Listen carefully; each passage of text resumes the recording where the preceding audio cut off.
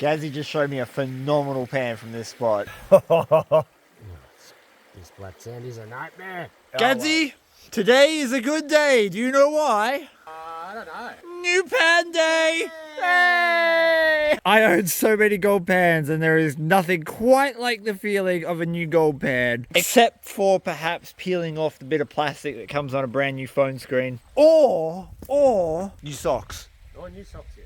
Sometimes you have new socks and you wear them for the day and then there's like your foot's covered in all the woolly stuff. That's a bad part of the day, Yeah.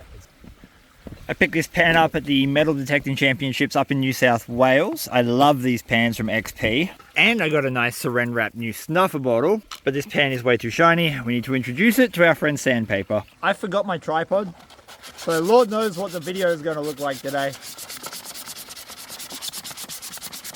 Oh, Mr. Fancy with his tripod. The reason we sandpaper new pans is because this smooth plastic here doesn't allow for the gold to catch on anything, so it will slide out of the pan if you just try to pan like this. By putting some sandpaper over the top of it, you get these micro scratches, and that's what the gold sticks to. That is one professional looking pan now. So the rule kind of is that you want to kind of get gold on your first go. It's like blooding a new bow or a rifle, golding a new pan.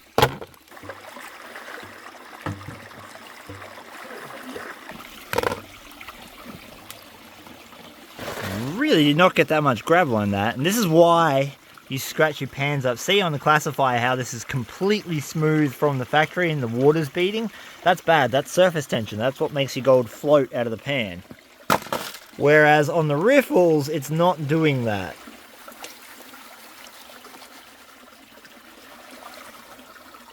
The ultimate question is, will I get to unwrap the saran wrap off my new snuffer bottle? It's black sand, that is good. Ah, and we got gold. Yes, we did. It is not very much, but that is one nice flake, and I have officially golded my pan. Your predecessor was Gobbleguts, and I shall call you, my young boy, El Hungry Nuts.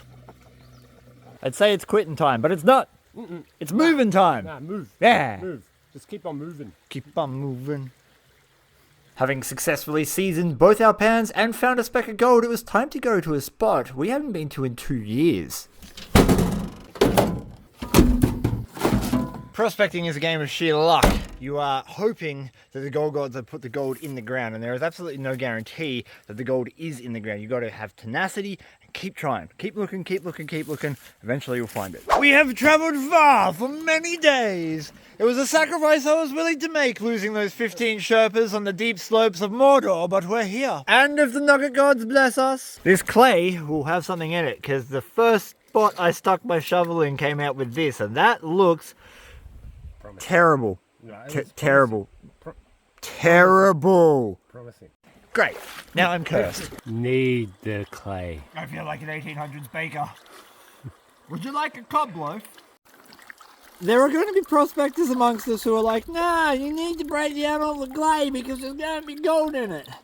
And you can totally do that if you want, but I have pumice my hands enough already.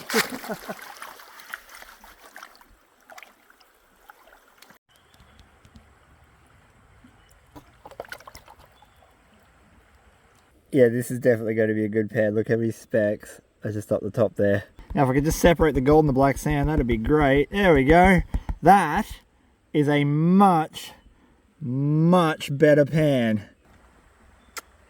Shall we dig? Yes. One of the wicked things about getting an XP pan is this stuff called snakeskin. It's a particular pattern that XP have put on the side of the pan for doing really tricky parts of the cleanup. So I've got this dense black sand and I've sucked most of the gold out of it, but not all. And so if I just use the snakeskin, it will literally stick the gold to it and it won't move. Look, it just sits on it. Well, it looks like I'm going to have to take all that black sand home though, because you can always clean gold up at home. You can only dig it when you're on the creek. And yes, I did go back and I cleaned all the clay up and I pumiced my hands, and this is what was in the clay. Yeah, so we don't have to worry about doing the clay. It's a super common thought that the clay is where the gold is. It's not in it. It's always sitting on top of it unless you're in a nuggety area and the big nuggets will sink into it. So if you're in a nuggety area, definitely work the clay. Not here though. Good gold man morning. This is gold man in the morning. John's Mole Man Productions present Man Getting Hit by Football. 3 little flakies. Pan number 2, Mr. Gadsy. I really hope we get some black sand in this pan. Is there still gold? This is from next to it, so... Ah, yes. Yes, there is. Plenty of golds. Very, very fine. So this is how you know you're on Reedy Creek, when you've got to use the snakeskin just to even be able to see your gold, to be able to suck it up, because the black sand's so thick. Thicker than like custard that's been left out on Christmas Day.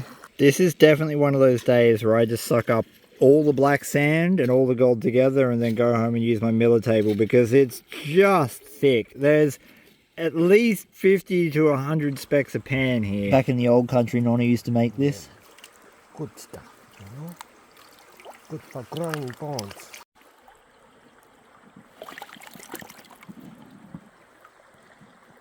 Well, I see a golds. Oh, a little bit.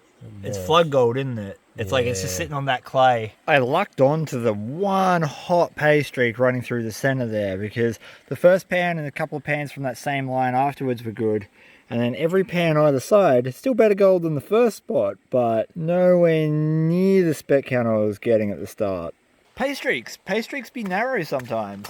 Only a couple of nano dots in that pan, but I did get a really cool piece of tourmaline. Tourmaline's one of those gemstones I quite like, because it comes out of the creek kind of shiny.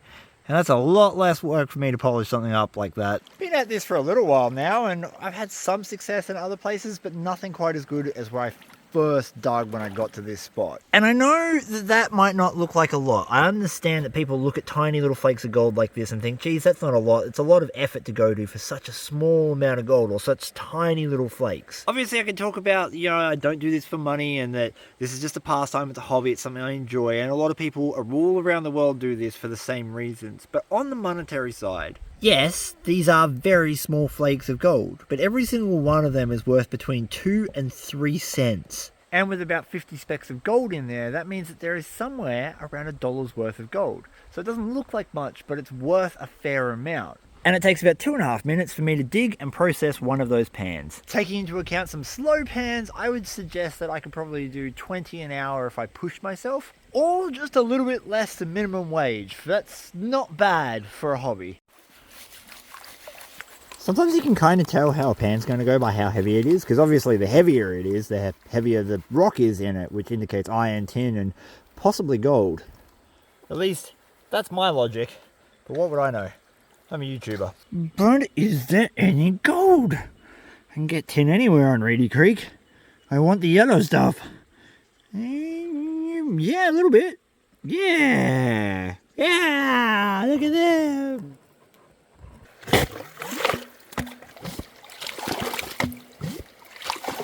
Gazzy just showed me a phenomenal pan from this spot. So, hopefully he can replicate it. In Reedy Creek we get these things called pixie pans, which is little ears of gold sticking either side of the dirt as you pan down. And he's just starting to get some there. It's usually how you know you're going to get a wicked pan. I hope this is like the last one, man. I think it might be.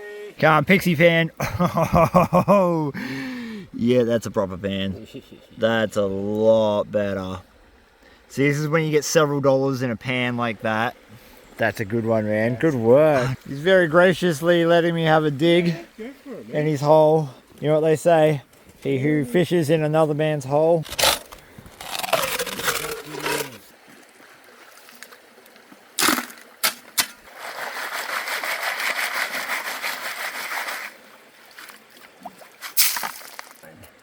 She's looking pretty barren. She's looking real barren up there. Gone and made a liar out of you, Gadsy. A couple of little crumbs. I promise there's gold there. Yeah, I'm sure. There is. It's just... Maybe Yabby pump it. Somebody stop him, he's padding $1 million. I'm gonna steal your little nano pump. It's all mine now. Go to your pump. Come and catch me. Because I got no tripod, you're leaning against a tree. Do not fall over. That means you, Mark. It's not the size, it's where you stick it.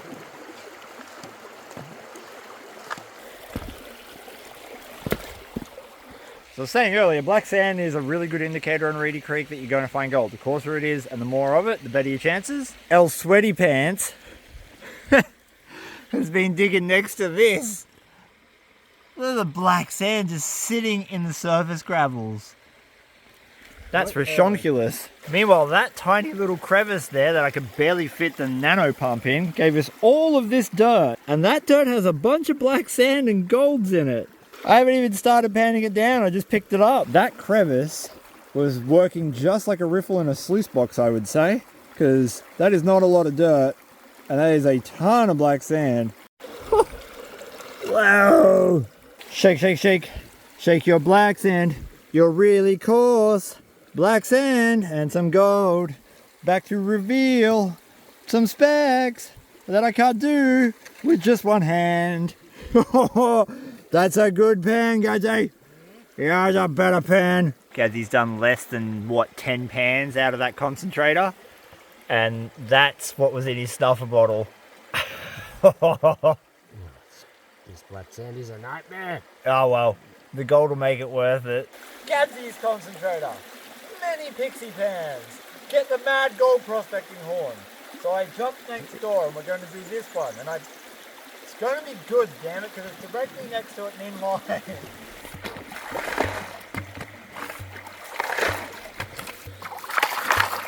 Everyone asks about nuggets.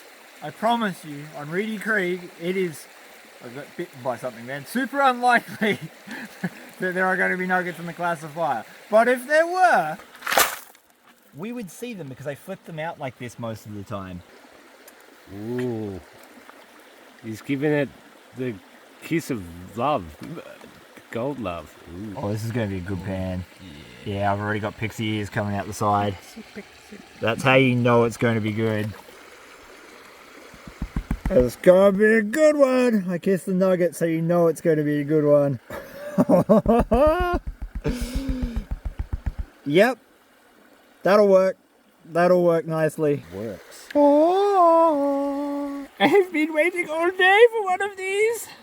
This is definitely no Amazon Prime of gold prospecting. It's definitely Slow Post by Australia Post.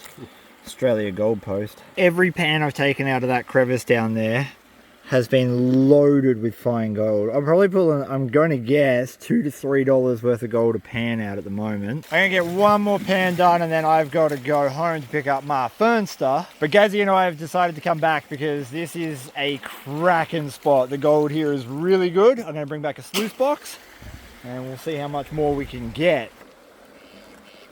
For my last pan, I took it out of this crevice down the bottom. The first pan was all overburden that had a wicked amount of gold. And down there is a really nice tight little crevice. Now, all you dirty old men, I don't want to hear the comments. But if the surface gravels were containing a wicked amount of gold, there's no way that crack wouldn't. And all I've done is tip my pan forward to start panning and look at the gold ring in the back. So let us find out how much golds we got for that tight little crack.